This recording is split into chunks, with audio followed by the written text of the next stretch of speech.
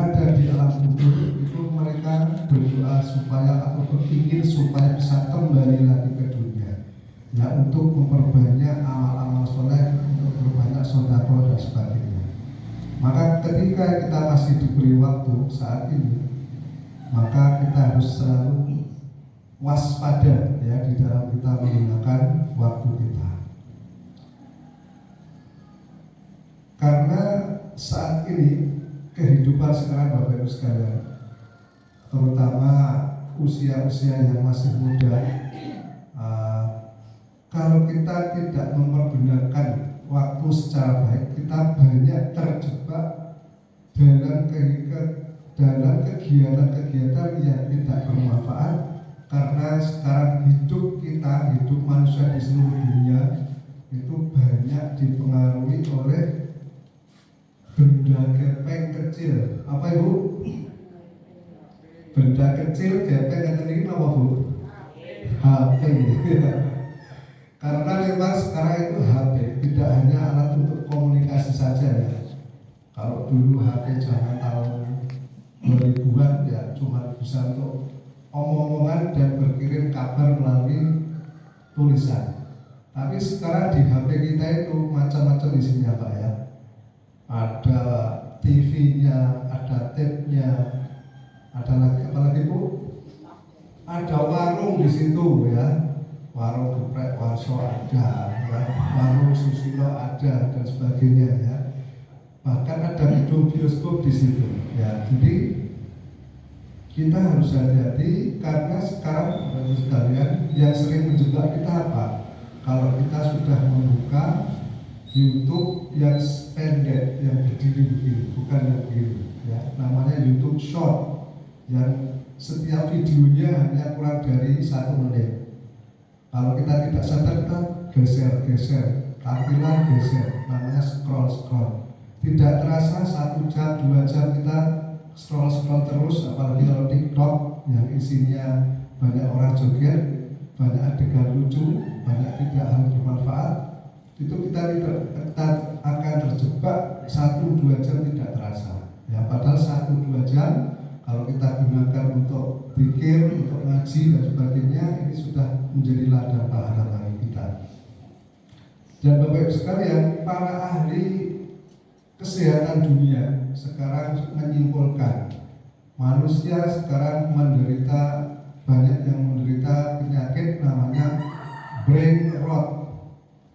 Brain rot itu artinya pembusukan otak, ya. Tapi bukan otaknya yang benar-benar membusuk Bapak Ibu. Artinya adalah kemampuan manusia berpikir secara logis analitis menurun karena banyak mengkonsumsi, menonton tontonan-tontonan yang tidak bermanfaat, ya, melalui konten-konten yang sebenarnya tidak bermanfaat, tidak ada faedahnya, bahkan maksiat di situ, tapi kita konsumsi hari-hari dengan kita scroll terus tadi, ya. Nah, maka apa yang harus kita lakukan Bapak Ibu sekalian? Sekali lagi kita tadi waspada tadi, terutama bagi anak-anak ini juga banyak bermain game yang berjam-jam. Ini pengaruhnya besar sekali Bapak Ibu, ya. Karena game sendiri ini bisa mengacaukan pikiran anak kita.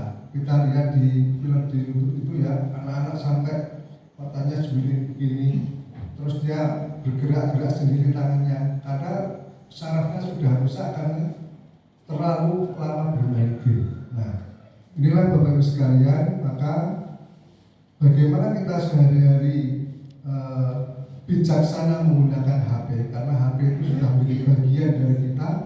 Banyak manfaat yang bisa kita dapatkan juga di situ, ya. Kita bisa ngaji dengan Gus Bahar, dengan Ustadz Adi Dayat. Tidak perlu kita datang ke Rembang, tidak perlu kita datang ke Jakarta. Bisa ngaji dengan Agim, tidak harus pergi ke Bandung, ya. Tapi di rumah kita sendiri bisa ngaji dengan Agim, ya. Maka kita harus bijaksana. Pertama, kita harus selektif menggunakan HP dalam menonton tontonan-tontonan yang bermanfaat, ya. Jadi kalau kita misalnya melihat lucu-lucuan, ya 1-2 menit saja, ya. Tapi setelah itu kita harus waspada bahwa kita harus menggunakan atau menonton hal-hal yang bermanfaat, yang berguna. bisa kita gunakan untuk belajar juga karena di situ banyak tulisan-tulisan yang baik dan bermanfaat. Yang kedua, kita di rumah harus menetapkan waktu jam tanpa HP. Ya. Kita sepakati satu keluarga karena sekarang ini kan setiap anggota keluarga sudah punya HP-nya sendiri-sendiri. Anak kita dua nyetel HP dewi-dewi, bapak ibu nyetel HP dewi-dewi. Sehingga ketika kumpul tidak bicara omongan tapi asik dengan dirinya sendiri, begitu ya kejadian atau dunia kita sekarang. Maka kita sepakati satu keluarga misalnya mulai maghrib sampai jam 8 no HP, misalnya seperti itu. Kecuali ada panggilan yang penting bisa diangkat.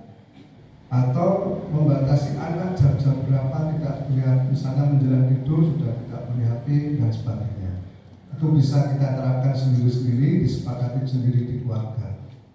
Nah, demikian Bapak Ibu yang bisa kita sampaikan, sedikit sharing tentang hati-hati kita batas ya.